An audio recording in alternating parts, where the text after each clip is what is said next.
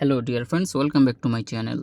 Today in this video I will show you how to active suspended Tabby plan. So let's get started. First open Tabby app, then navigate to profile option, then scroll down. You will see your plan option.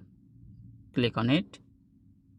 Now as you can see, my Tabby Plus is suspended because I have overdue payment of 49 dirham. Okay, then click on pay 49. Okay, then click on your card or you can add a new card. Okay, after selecting card, click on pay.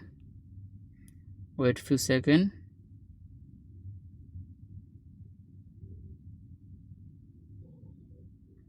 It's loading.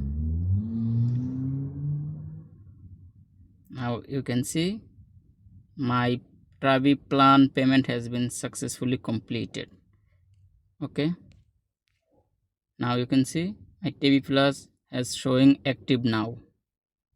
So guys, if you think this video was helpful, please make sure you subscribe to my channel.